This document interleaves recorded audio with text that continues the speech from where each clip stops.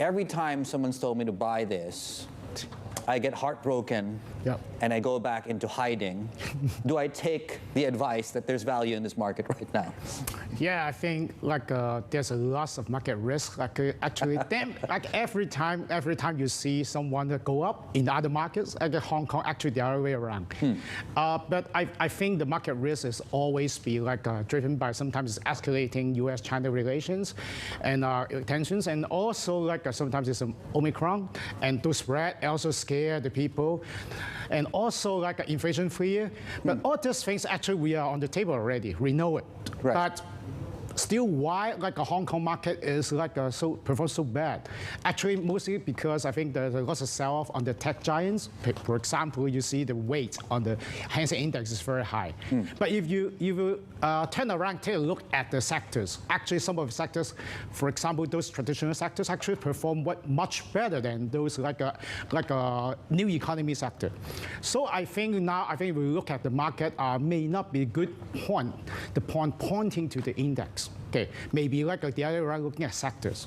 Which would be what, for example, apart from EVs? For example, now every people see global tightening, you see the interest rate go up. Okay. Actually, the net interest margin for banks, for sure. International banks, Hong Kong banks, all will perform much better than in 2021.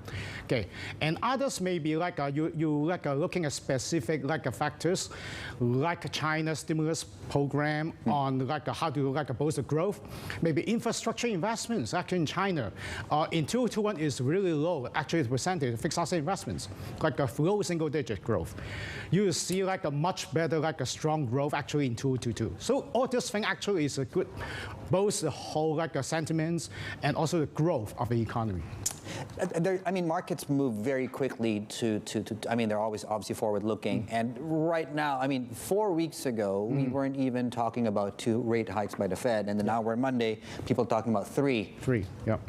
I mean, how much more hawkish do you think the outlook can get? In other words, have we overshot the target in terms of markets again here?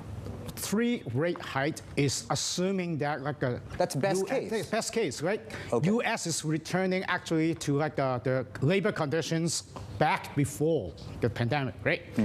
But you will see the next 6 months is critical.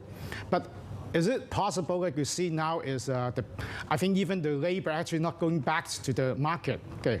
And even you have a job, so no one will want to work on that job.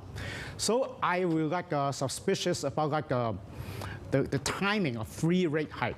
Okay. 3 rate hike I think is fair because you have stopped actually the upturn of the inflation. Okay, but is it see some people said maybe next May that would be a first rate hike? I will see a 3 rate hike. Yes, we start, but it will be maybe in the July or even later. Okay, but 3 rate hike I think is much more critical time for them to build all the jobs. Actually, the people back to the market. That would be good, but not so early after stopping the QE program in March and then studying and then increase the rate immediately. I don't think this is the case right now in the market. Does what the Fed do, and as Dave said, how much more hawkish does the pivot need to be? How does that play into market expectations of the relative tightness of policy between the Fed and the PBOC?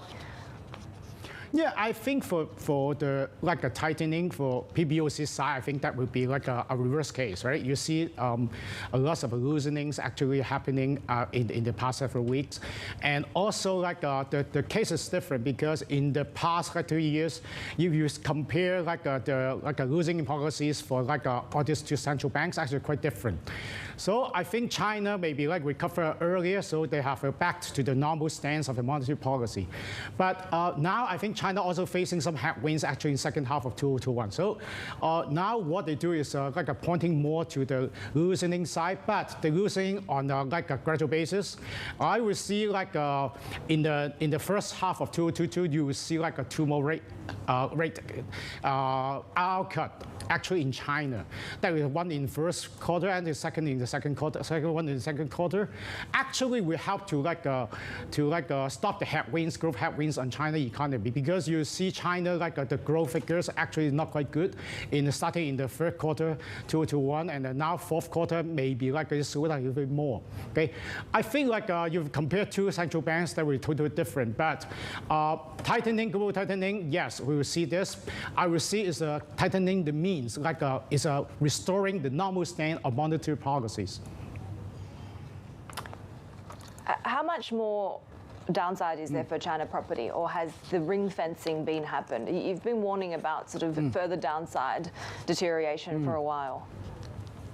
I think for downside property, I think we're still going on in the first half of 2022.